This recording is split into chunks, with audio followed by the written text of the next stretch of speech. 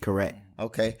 Just talk to us about By the Book, how that came about. Just like, what's the vision for it? Just talk to us a little bit about By the Book and what you want to kind of accomplish with By the Book. Well, By the Book is really just about telling our story and telling yours. Because, like, you know, throughout my journey, I had to tell my own story. Nobody else could tell it for me. But then at the same time, I met a lot of people who had dope stories and maybe just didn't know how to get theirs out themselves.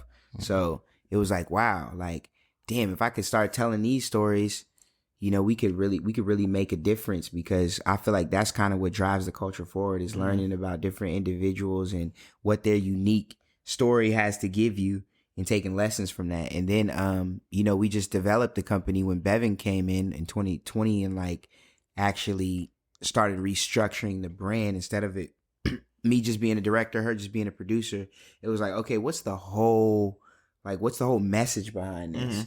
And that's when, you know, Bevan can speak further into how the development of By the Book came about. Yeah, I mean, I think that we recognize the power in narrative and recognize the power in being able to share stories and really what storytelling does for others. Like I think you were saying earlier, like seeing someone do something makes it seem attainable. Like, you know, that's important. Is that like when you can show someone that looks like you doing something or in a certain under a certain narrative, like you see yourself there, and then I think that's what spurs possibility for so many people. So that was our why. I think we were honing in on our why when we were coming up with By the Book. Like, we want to share stories that inspire others, that make others feel like they're seen. So I think, you know, aside from being able to extend opportunity, it's also that possibility, recognizing that power in storytelling. So yeah, and you know, a lot of stuff we get fed now is not brain food. It's not stuff that makes us stink. It's not stuff that makes us, you know what just. So we always reach to be clever. Exactly. Like, we always reach to be clever in the art, you know, the art direction.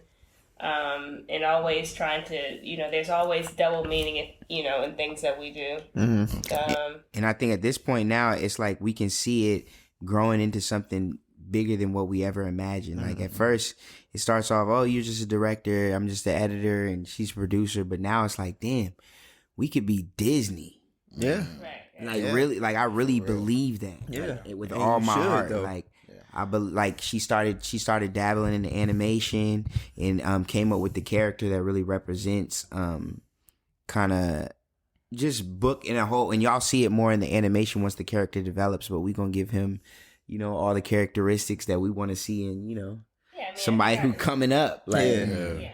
I think the character is kind of reflective of, like, you know, when you look at him, he's like 4 different colors. So it's like, you know, you can in some way it's this idea of like inclusivity in some ways, you know. And then a lot of the cartoons and stuff we were inspired by, it has a lot of, you know, the shapes and just basic, but brown features.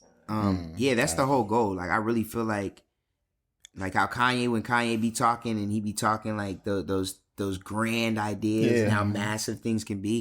I actually can see it now. When at first I used to think I'm gonna get signed, I'm gonna be famous, and that's how you do it. You gotta wait till you get a big check.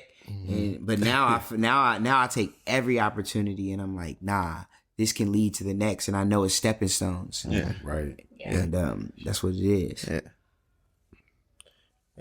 No, I was just going down the list of projects that I seen y'all had worked on. Of course, Nelly a little bit. Got Peterson work. Yeah, that was a fire video. He's from Richmond too. Is he really? Yeah, he's from 804. We met him, but we met him in L.A. I thought he was from L.A. No. He's right. He's from fire. Right here. Yeah. He's from Richmond. Peterson. Y'all definitely got to bring him on the podcast, man. Shout out to fire. Peterson. He be in the city all the time. But yeah, we met him through Farrah Fox, aka Audra the rapper. You know, take it back. But yeah, it's a lot of talent in the city, and that's another thing I like about doing the production thing is you get introduced to things outside of your world. Yeah, you know, because when you focus as an artist, you just like this is where I'm at. But now you can see a lot of things that other people got going on, and it's a collaborative effort. Yeah, collaborate. But Peterson was dope. You know, working with Trippie Redd was dope when we did that. a lot of different artists we don't work Two with. Tone, Keep It Private. Yeah. Of course, Drew Ashby. Yes, sir. With her. Sir, shout out Drew Ashby over here. The AT&T Dreaming Black campaign. And all that. Is it Lazar or Laser? Laser. Jazz Laser, yeah. Yep. He's a dope writer. He did a lot of stuff with Drake. Sir. And, Best Friend was crazy. yeah. Like, Bryn Joy, Insecure. Yep. King Khan, like Yeah. these just going through like these videos, man. Like I just noticed like just y'all perspective in things. It's like it's one thing to just shoot a music video and just have something out there, but y'all actually telling stories. Like with every production that y'all creating or whatever, like y'all filming, it's like a story being told. And I think that's what sets y'all apart from other like you from another director, Bevan from another producer and animator. Just the story that y'all doing and the fact that y'all like under one household. Yeah. You know what I'm saying? And together with this shit, it's like, dog, it's just so dope to me and inspiring at the same time. You know what I'm saying? Thank you, man. Thank you.